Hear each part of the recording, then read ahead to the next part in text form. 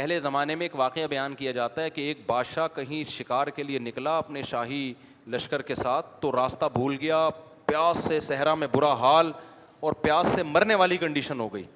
کہتے ہیں جھونپڑی میں گیا تو اس نے پانی مانگا, کہیں جھونپڑی والا تھا, تو وہ جھونپڑی میں ایک شخص آیا جو وہ تھا نا جو جھونپڑی کا مالک.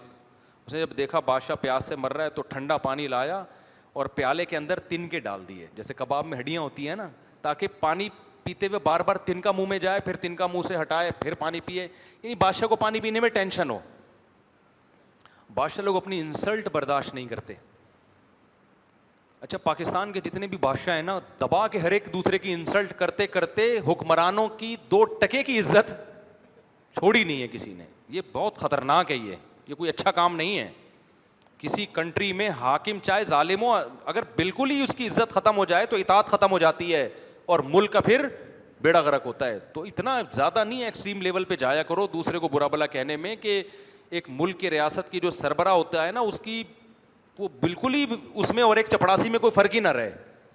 تھوڑی سی ریسپیکٹ, چاہے کوئی بھی ہو, کسی خاص کی, کوئی بھی وزیر اعظم ہو, کوئی بھی صدر ہو, بھائی ایک لمٹ تک جاؤ, اس سے آگے مت جاؤ. خیر, تو انہوں نے کیا کیا, بادشاہ تن کا ون کے ڈال کے پکڑا دیا. بادشاہ کو غصہ آ رہا ہے, میں پیاس سے مرا جا رہا ہوں, اور لیکن اب وہ کچھ بھی نہیں. اس نے کہا بعد میں گردن اڑانے کا حکم دوں گا, ابھی تو پانی پیو نا. تو پانی پی رہا ہے, پھر تن کا آ رہا ہے, پھر پانی, پھر تن کا کو ہٹا رہا ہے, ہوتے ہوتے گھونٹ گھونٹ بھر کے اس نے پانی پیا اور سیراب ہوا, اور حکم دیا اس کی گردن اڑائی جائے. کم بخت تجھے پانی پلایا ہے, اوپر سے گردن اڑائے.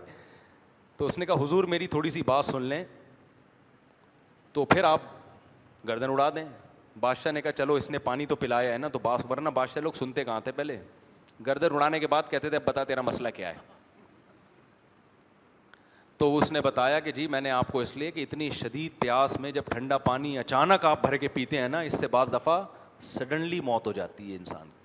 رپورٹ اس طرح کے سنے واقعات, شدید پیاس میں ایک دم ٹھنڈے پانی کی بوتلیں اور لمبے ہو گئے.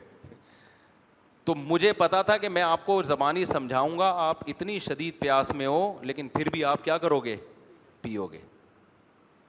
شدید پیاس میں آپ پہ میری نصیب, تو میں نے بیچ میں تن کے ڈال دیے تاکہ نہ چاہتے ہوئے بھی آپ تھوڑا تھوڑا کر کے سیراب ہو.